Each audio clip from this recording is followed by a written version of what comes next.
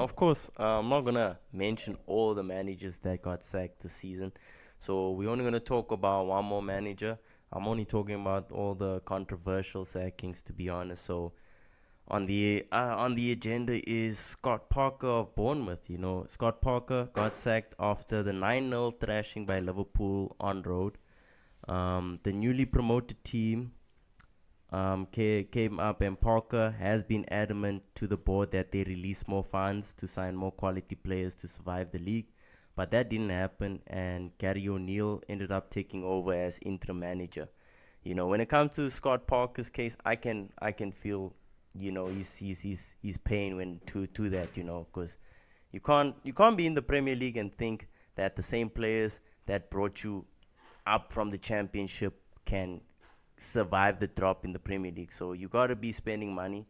I think it's unfair that I think it's unfair that he got sacked because of Bournemouth's unwillingness to spend any money, in my opinion. But they have been able to rally up, and they seem like they're going to be staying in the league.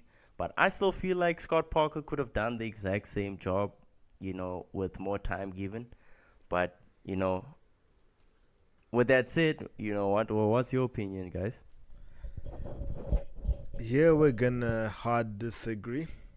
I think Scott Parker was a deserved sacking. And look, guys, they won their first game against Aston Villa, and then they lost their games against Arsenal and City. And yes, it's understandable. Then they won against Norwich in the EFL Cup, and then they got battered 9-0 against Liverpool.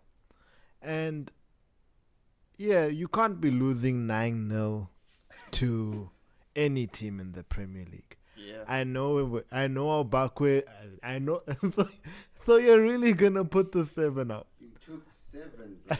You can't be conceding plus 5 goals to any team, but you conceded 7. They conceded 9. You and I both know that was a freak result. Result for Bournemouth too, bro. Guy, Come on, dude. no, Liverpool just do that. They score a couple goals. They're capable of scoring 7 plus goals against clearly anyone nowadays. Maybe not like Arsenal and City, but United and Bournemouth. You guys are clearly up there. Pulling up the same thing. I think Southampton that achieved that Leicester did to Southampton. Was it Leicester? Yeah, a couple years back. Yeah. You guys are in that same bracket now, guys. But yeah, carry on. Southampton were beaten 9-0 a couple of times. Hey, we beat them 9-0. Leicester beat them 9-0. I think they did it twice. We'll need to fact check that. Yeah. But my counter argument to the 7-0 is that it was a freak result. Everything that Liverpool shot at the hair went in. With Bournemouth's 9-0, it was that performance overall was ass. Yeah. And then for Scott Parker to come into the press conference afterwards and say all the things that Tabang just mentioned, you really can't be calling out your boss like that. Most of the time, unless you're Messi, you can't be calling out your boss like that. And ultimately, he got sacked. And Gary O'Neill has basically kept Bournemouth up.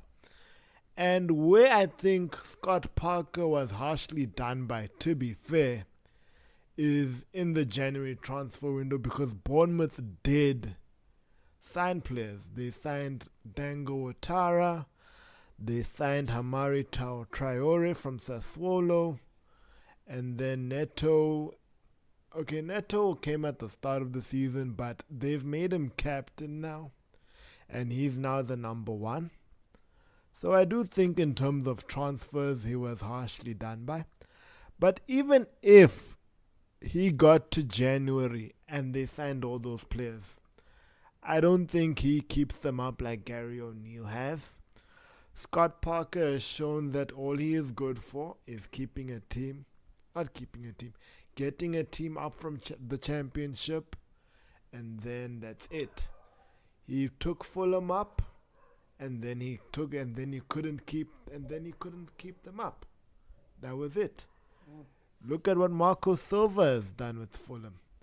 Fulham are now staying up, and we all thought that they were gonna go down. And then Scott Parker has gone to Club Brugge, a bigger club, objectively, that's challenging for titles, and he got sacked. And then in terms of Bournemouth, he took them up, but he hasn't been able to keep them up. So I think that even if he got to stay, Bournemouth would be relegated. So for me, deserved sacking. What do you think, Bucks? Because I know you're going to disagree with me. Yeah, I only disagree based on the fact that, like, I think he got sacked too early, especially based on the teams he faced. Regardless of the fact that you lost 9-0 to Liverpool, of course there's some shame in that, but at the same time, considering the level of opposition and the level of club you are, Liverpool were literally Champions League and Premier League winners not so long ago, and was literally almost the exact same squad that won that, and you coming up just from the championship, Scott Parker knowing that he needed, to holster his ranks in both in all positions. It's kind of unfair because sure, the management didn't really back him the way he would have liked, but yeah, in overall, I think it was too early for him. Do I think he would have possibly kept Bournemouth up? I don't think so, but I don't know. I guess in time, it's kind of shown out that it's worked out for Bournemouth, but Bournemouth could still go down.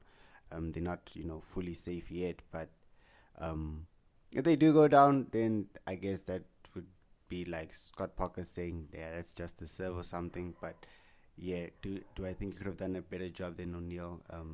I don't know, to be honest with you, because I don't think Bournemouth are that great of a team, regardless, even if he did stay for the transfer window too, like you said. So yeah, but at the time when he did get sacked, it was definitely, for me, unjustified, regardless, especially considering, like I said, the level of opposition he faced. And he kind of also did decent in games you expected him to win. Like, did you expect him to get a result at Liverpool? No. Against us? No. Against City? No. The other games he did win, we expected that. Aston Villa, not so much, but he did. Norwich, of course, and he did. So, where is the fairness in that? Thank you. The fairness is that Bournemouth are going to be staying up, and like I said, every Scott Parker can bring a championship team up, but he can't keep them up. And look, he got sacked at Brugge. If he wants another shot in the Premier League, maybe he can go to a club that's battling for promotion that'll flop at the playoffs, or a team that has ambitions to get promoted. Then he'll get his next shot at the Premier League. After his Bournemouth fiasco and what happened at Club Brugge, I don't think a smart Premier League club hires him. No Premier League club will hire Scott Parker again. That I stand by.